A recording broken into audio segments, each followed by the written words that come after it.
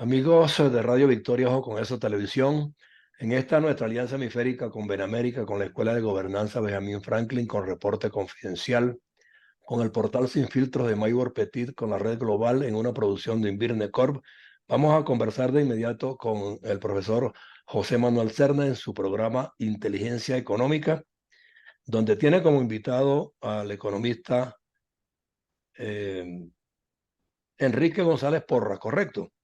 Correcto. Consultor en estrategia competitiva y valor de empresa. Bueno, el tema nos lo pondrá José Manuel y le da comienzo al programa pues para que entonces disertemos sobre esa materia. Adelante, José Manuel.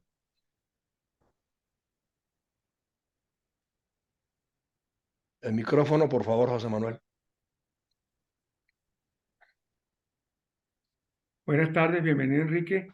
Eh, Hoy tenemos una nueva figura de nuestro, digamos, amplio staff de economistas que de alguna manera han configurado un gran cambio en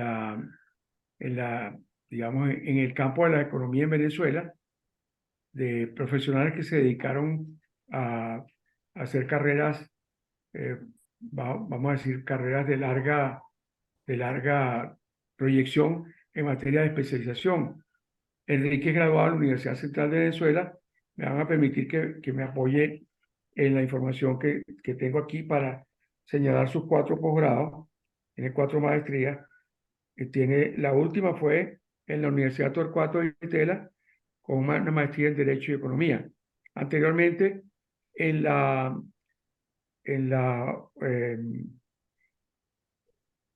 Dixon Pung School of Law, el King's College de Londres. Allí tiene un posgrado de diploma de economía en leyes de competencia. El King's College pertenece a la Universidad de Londres. También tiene un máster en la Universidad de Barcelona, ¿no? La Pompeu Fabra. La Pompeu Fabra de Barcelona.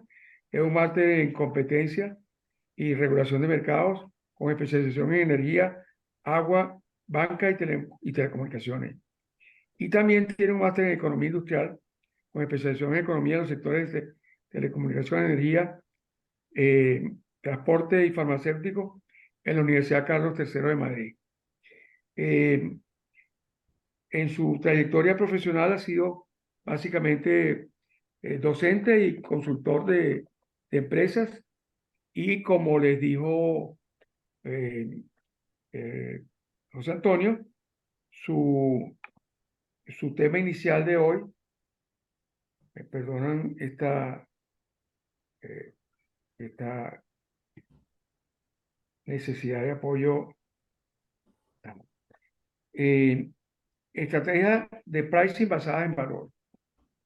Bueno, antes de darle la palabra a Enrique, quisiera, digamos, comentar que su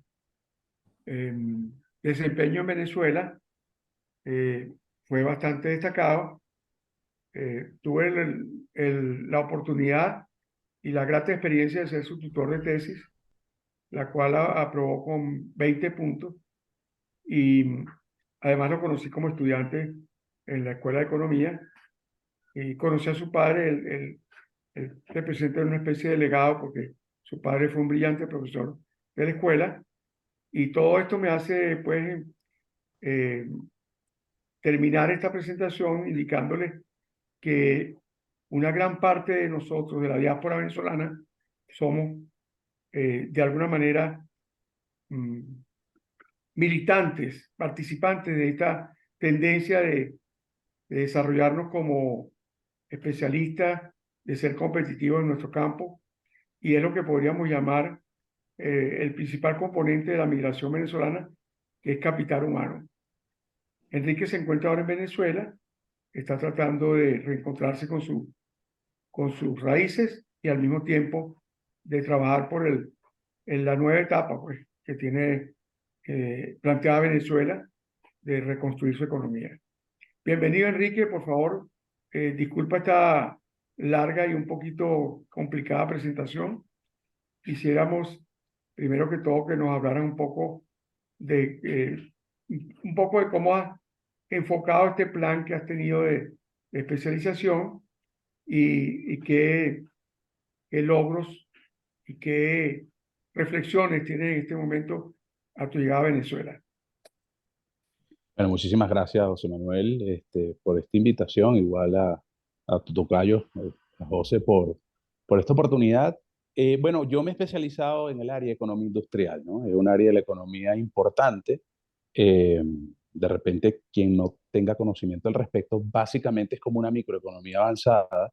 Es un área de la economía que intenta comprender y modelizar cómo funcionan los mercados imperfectos, todos, prestando atención a cualquier tipo de actividad económica o sector. Podemos estar hablando de sistemas de transporte ferroviario, aeronáutico, telecomunicaciones, energía, y lo que intenta hacer esta teoría económica es modelizar cómo los agentes económicos se desempeñan en estos mercados y, por supuesto, hacer estimaciones empíricas para validar si efectivamente lo que se propone como un marco referencial de proyección de comportamiento efectivamente se está reflejando en los mercados. Bueno, en eso es que me he especializado. Esto tiene una doble aplicación interesantísima, esta área de la economía, a la cual se le otorgó premio Nobel en el año 2014 al francés Jean Tirole, representando obviamente esta área de la economía, probablemente una de las áreas de la economía más prolíficas que hay a lo largo de los últimos 30 años, que ha producido más conocimiento, tanto teórico como práctico, empírico, para entender casualmente no poca cosa que son los mercados imperfectos, todos los mercados. Nosotros sabemos por referencia que aquel ideal de competencia perfecta es simplemente un referente, es un benchmark, pero que sin embargo los fuertes supuestos para que se cumplan un mercado con estas características y desempeño, por lo general uno no los encuentra en el mercado. Entonces, bueno, hemos estudiado esta área de la economía y nos hemos encontrado, para cerrar con la pregunta que me hace José Manuel, que en Venezuela hay poco estudio, lo que puede significar una oportunidad de casualmente prestar atención a esta área de la economía aplicada al país. Quizá ha hablado, yo te he entendido perfectamente, pero quizás sea bueno un poco abrir un poco las cosas que has dicho para que todos nos entiendan. O sea, cuando uno estudia economía, los razonamientos de economía son lógicos formales, o sea, son razonamientos basados en una especie de comportamiento racional de los economistas y de los agentes económicos. Pero en la práctica, cuando él dice mercado imperfecto, esos mercados son los mercados reales. Puede decir, en el mercado real pueden existir cosas que la universidad no le enseña a uno. Y precisamente lo que ha hecho Enrique es buscar acercarse más a entender la economía real. Es así, Enrique, ¿no? Totalmente. Sí, es decir, entender cómo funciona, por ejemplo, un sistema ferroviario que probablemente en el pasaje tú no pagas lo que cuesta el sistema ferroviario, porque generalmente los sistemas de transporte colectivo son muy costosos, entonces funcionan relaciones con el Estado, a través de las cuales el Estado cubre parte de los costos de un metro o de un tren, etcétera. Y así puede haber muchísimos campos de actividad económica en las cuales, por ejemplo, los precios no son equivalentes a la cobertura de los costos o los precios están muy por encima de los costos y entonces funciona el sistema que llaman de monopolio. Un caso, digamos, extraordinariamente representativo de lo que Enrique ha estudiado es el mercado de combustibles y todo lo que es el mercado energético, pues, donde funcionan incluso la geopolítica. En este momento los precios del combustible han subido mucho porque hay guerra en Ucrania y porque acaba de estallar otro núcleo pues, bélico en el Medio Oriente. Entonces, lo que ha hecho Enrique para el caso de Venezuela es muy interesante. Yo quisiera preguntarte, Enrique, ese concepto de pricing que tú estás tratando de ofrecer a, digamos, a las empresas, etcétera, más o menos cómo lo puede entender el público y cómo podríamos venderlo. A mí me gustaría que tú vendieras eso en Venezuela porque creo que hace falta. Perfecto. Bueno, José Manuel, fíjate, casualmente tú traes unos casos muy particulares e interesantes. La economía industrial estudia casualmente las acciones estratégicas de las empresas. Comprender esto implica que poniéndose, dependiendo de si uno se pone la cachucha, la gorra de regulador o Estado, es Exacto, importante entender cómo funcionan los mercados para diseñar política pública o regulación. claro, Pero si uno está en la otra acera y entonces uno está desempeñando un rol directivo en una empresa, también se requiere comprender la naturaleza y el funcionamiento de los mercados para tomar decisiones. Tomar decisiones, entre otras variables estratégicas de las que vamos a hablar hoy, pricing, precio. Precio es una variable polivalente, importantísima en los mercados, porque puede cumplir muchísimas funciones y como lo estás asomando tú, podemos encontrar en los mercados precios que en ningún momento tienen por qué cumplir una regla basada en costo, del tipo cost plus, ¿no? Que sea mm, un precio igual a los costos. Por varias razones. Tú asomaste una que puede ser política pública y subsidio para un tipo de servicio al cual se entiende que tiene un efecto spillover, un efecto derrame importante que debe ser asequible para la población, en el caso claro, eventualmente de transporte público, o asomaste un extremo que es la existencia de un monopolio natural sin regulación, donde una empresa tiene la capacidad y los incentivos para poder divorciar, tiene la capacidad para divorciar el precio de sus costos obteniendo rentas extra competitivas, ¿no? Entonces, bueno, existe todo un arsenal, tanto teórico como práctico en analítica de datos, y vamos a ponernos en la posición de las empresas que pueden utilizar para entender el mercado en el que operan y diseñar cuál estrategia de precio les garantiza no dejar dinero sobre la mesa, cómo capturar la mayor cantidad de valor y contribuir al beneficio de la empresa. ¿Cómo podemos apartarnos los venezolanos del esquema tradicional de que en todos los servicios el Estado de alguna manera interfiere tanto en el ofrecimiento de ellos como en la subvención de los privados? Porque entonces ahí no hay forma de que el sector privado se solidifique a sí mismo, porque siempre está dependiendo o de créditos o de subvenciones que vienen a través de la banca del Estado o de aportes directos para de alguna manera mantener los precios contenidos. José, ¿Cómo? planteas un tema interesantísimo que atiende justamente la teoría económica. Tú puedes, como Estado, tener una preocupación, una legítima preocupación de cómo los ciudadanos tienen acceso a ciertos bienes y servicios. El precio puede constituir, el precio para el acceso al bien, puede constituir efectivamente una barrera para ello.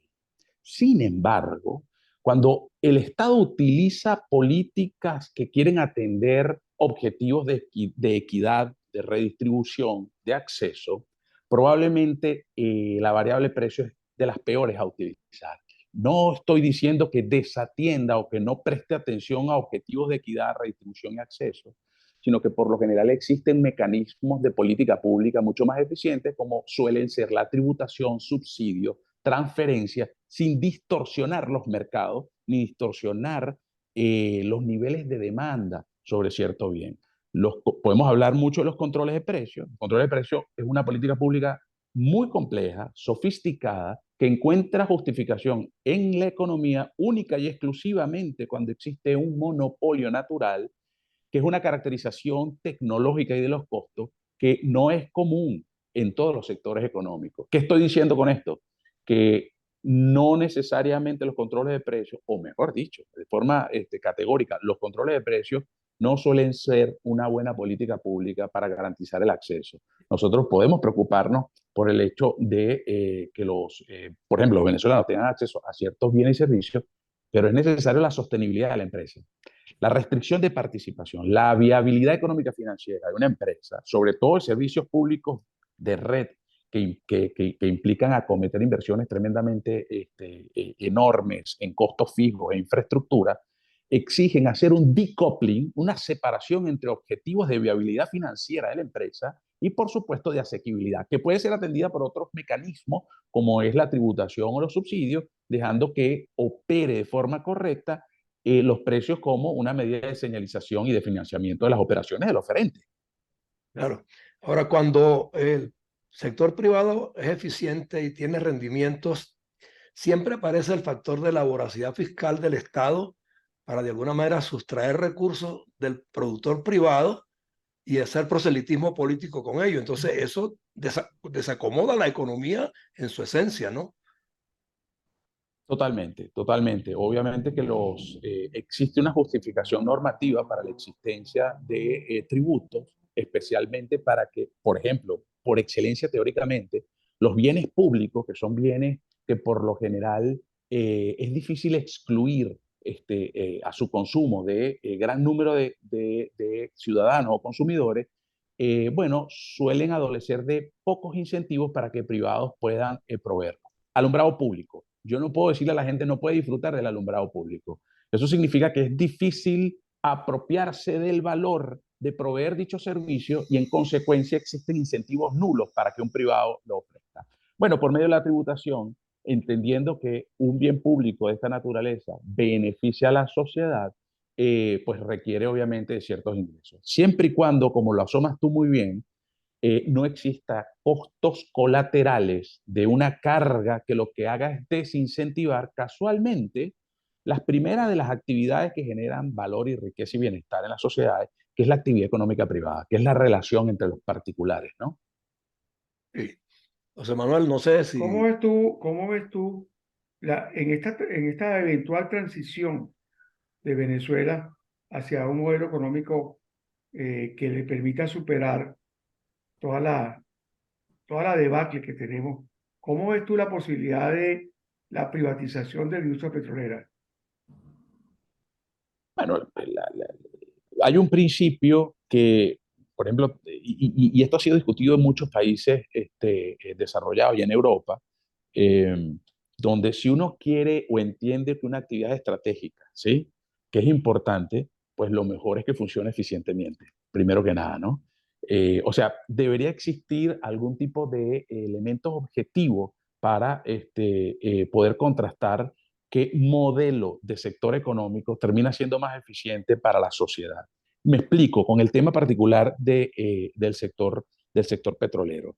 Eh, el Estado puede estar interesado en rentas derivadas del sector petrolero, pero en la medida en que existan incentivos por parte de quien lo opere para generar las mayores rentas, pues obviamente el Estado va a ser socio vía tributos de un operador eficiente. Lo que ocurre con las empresas públicas, y es un tema que nos escapamos del tema pricing, pero que es interesante, es que se exacerban los problemas agente principal. ¿Qué significa este problema agente principal? El problema agente principal lo que significa es que existe un principal, que es el propietario. Supongamos, el pueblo venezolano es propietario de la riqueza del subsuelo, o en este caso, además de la empresa pública que lo explota, pero sin embargo no tiene representación en la junta directiva ni en la administración de la empresa. Y por ser de naturaleza de propiedad pública, obviamente tampoco cuenta con una amenaza de disciplina como es estar cotizando de forma pública en una bolsa de valores, donde probablemente otros inversionistas piensan, eso es una empresa mal llevada, podemos hacer una oferta agresiva para adquirirla porque en nuestras manos va a valer más de lo que estamos pagando por ella. Este tipo de problemas que aparecen justamente cuando las empresas son públicas eh, y lo que se genera es una exacerbación de problemas, agente principal, donde quien administra la empresa es difícil que él cumpla con objetivos específicos de los verdaderos propietarios, porque ¿quiénes son los propietarios? ¿Es el pueblo? ¿Son los votantes? ¿Es el partido de gobierno? ¿Quién es el propietario efectivo de la empresa? ¿Y cuáles son los mecanismos de gobernanza que dichos propietarios pueden ejercer en la gestión de la empresa? Entonces aquí ya hay una primera duda razonable respecto a los modelos de propiedad pública sobre cualquier actividad económica. Mientras que estando en manos privadas, Si es un sector económico competitivo, lo que vamos a encontrar es empresas que, de no ser eficientes, saldrían del mercado. Y eso ya redunda en un beneficio a la sociedad por el funcionamiento del mercado. En términos de la privatización, José Manuel, es interesante no solo esto que estamos hablando, de que existe un modelo en manos privadas, sino mucho más importante, probablemente sea cuál va a ser el mecanismo de privatización y cuán bien diseñado se encuentre. O sea, no solo que estemos claros que eventualmente una actividad hoy en manos públicas pueda pasar a manos privadas, sino cuál va a ser el mecanismo pulcro, transparente y bien diseñado de licitación para que casualmente se pueda pujar el mayor valor posible que pueda extraer por rentas ex ante el Estado y que obviamente sea otorgado a aquellos que sean potenciales desarrolladores de esa actividad económica lo más eficientemente posible. Ahora, el problema es que los estados normalmente operan en función de ideologías que entran y salen, ¿no? En las competencias electorales una ideología cambia, como lo estamos viviendo en Venezuela, por ejemplo, y la percepción sobre la economía es distinta. Entonces, ¿cómo manejar eso si el Estado es el propietario, pero quien maneja la propiedad del Estado es cambiante de la noche a la mañana y las visiones son diferentes? ¿Cómo ganar mercado o cómo puedes perderlo fácilmente si no aplicas o dejas de aplicar lo que venía siendo eficiente? Que es el dilema, ¿no? Que tiene la economía nuestra y sobre todo en estos países, porque son vulnerables por esa misma razón. Bueno, fíjate, José, ahí hay una política pública muy interesante que se puede utilizar, que se conoce como procurement o procura, donde el Estado sigue siendo propietario de la empresa, ¿sí? Pero la gestión es privada. Entonces, Okay. garantizas que se introduzca gestión eficiente, puedes garantizar la renta que genere dicha actividad económica, evitas el problema agente principal que es susceptible a corruptelas, al uso político de las empresas, etcétera, y le garantizas a la sociedad que pueda cobrar, ¿sí? Cobrar, materializar una gestión eficiente vía procura. Esto es un mecanismo muy utilizado a nivel mundial, ¿sí? Que En el caso del estaba petróleo, hay algunos países que han logrado eso, ¿no? Creo que Noruega o algo así. Claro, entonces es que es un mecanismo que tanto teórico como en la práctica encuentra con algunos casos que casualmente, y lo interesante de esto es que termina siendo lo suficientemente objetivo para desmontar ideologías y posiciones. Usted Okay. quiere que esta actividad económica y su desarrollo vaya y redunde en beneficio de la sociedad. Esto implica que se genere las mayores eficiencias y rentas. En manos privadas, por ejemplo, por medio de este tipo de mecanismos, o si va a pasar a propiedad privada por medio de un buen diseño de mecanismo de subasta, ex ante, usted está garantizando extraer las mayores rentas posibles en favor de la sociedad. Mira, me hace recordar el caso de Sidor.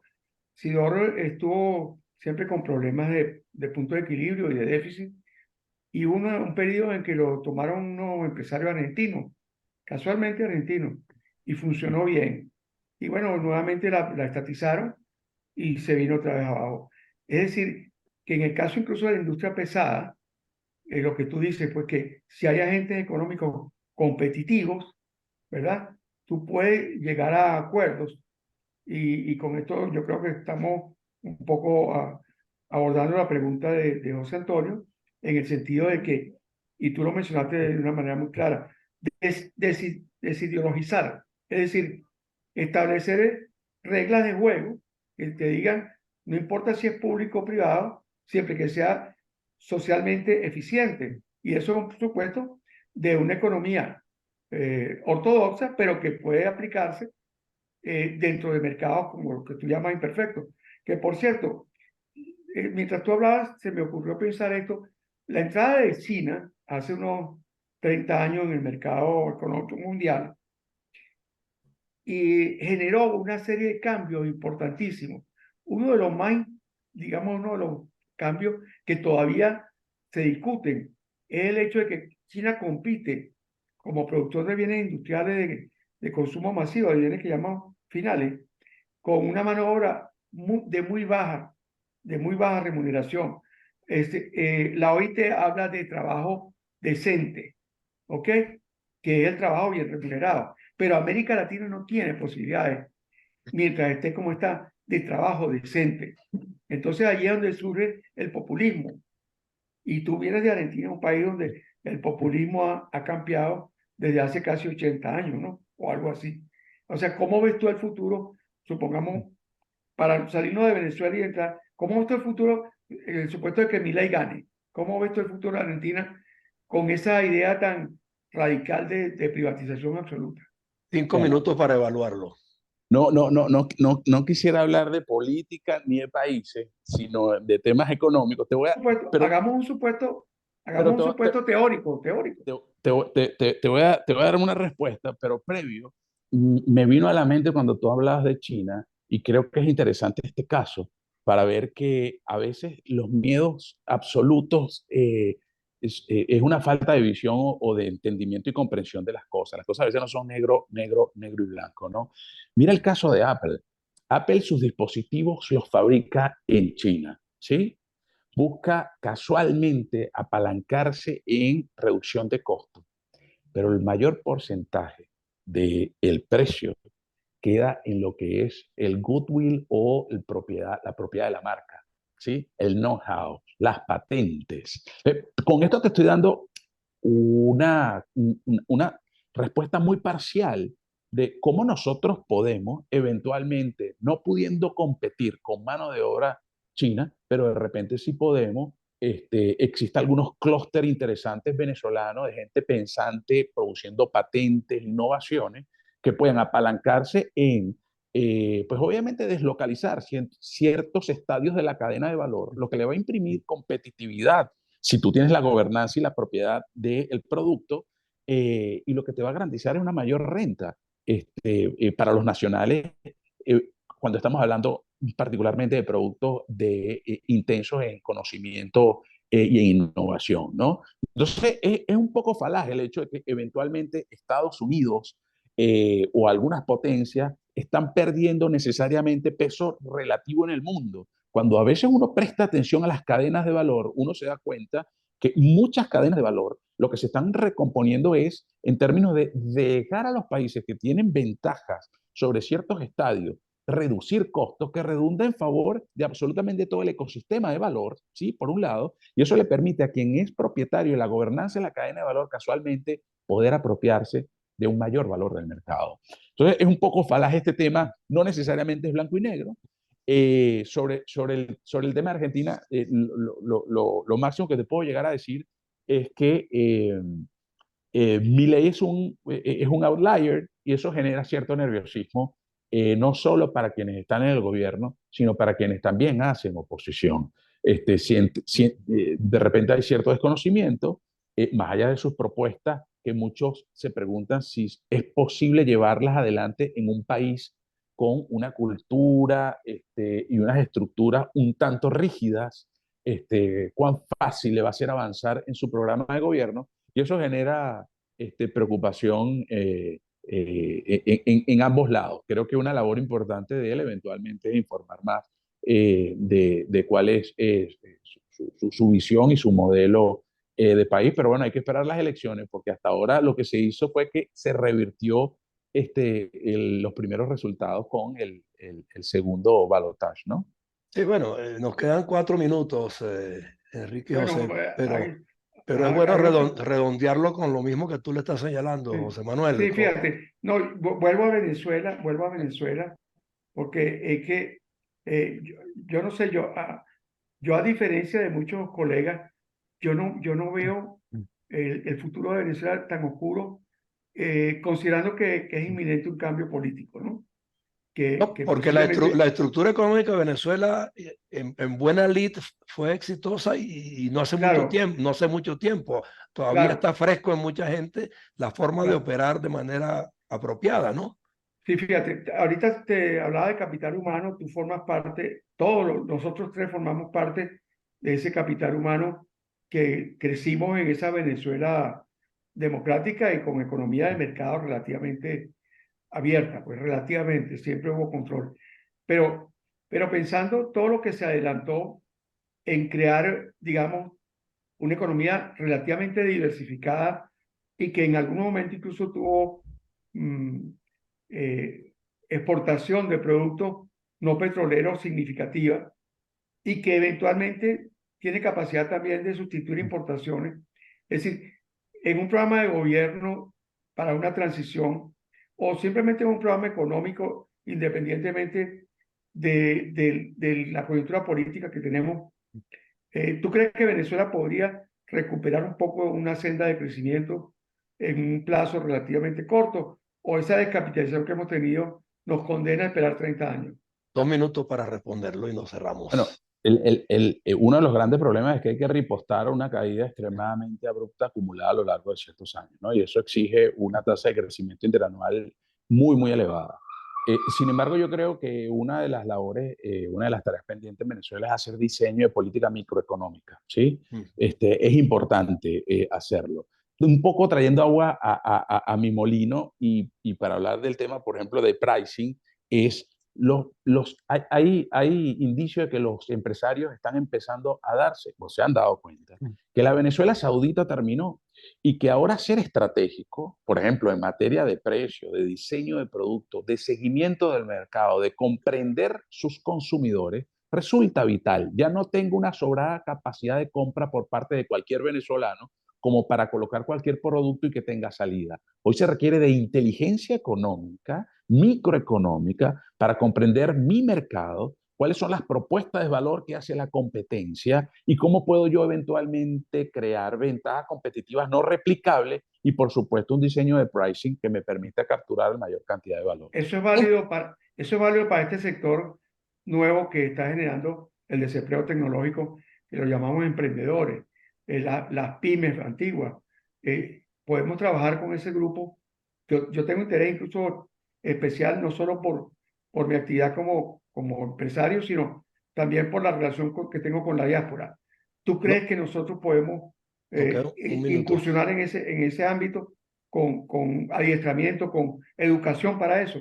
Totalmente, José Manuel. Si hay un sector que requiere adiestramiento sobre acciones estratégicas, es el de los emprendimientos. Hemos escrito Ok, algunos artículos sobre el tema de pricing y acciones estratégicas por parte de los emprendedores, que ok. casualmente entrar a los mercados exige conocimiento. Bueno, vamos a En quedar con próximo nuestro, programa vamos a traer vamos a esos quedar con temas. un próximo programa. Tú, por favor, envíanos los artículos y vamos a hacer un segundo programa de pricing para emprendimiento. Exacto. Ok. Y vamos a trabajar en la perspectiva de dar adiestramiento, incluso dar algunas sesiones A por través de el estas canal. plataformas podemos ¿Ok? hacerlo. Ok. Bueno, me parece muy buena la entrevista. La verdad es que me has impresionado mucho. Bueno, siempre te he visto como una persona muy estudiosa y muy precisa. Bueno, y vamos a Muchas aprovechar gracias por todos esta clase. esos conocimientos para Nos ha dado traerlos a una Radio, clase magistral. a traerlos a Radio Gracias. Victoria. Un abrazo. Gracias, Hasta José. luego. Gracias, Muchas gracias. gracias. Un Un abrazo. abrazo. Hasta luego. Igual.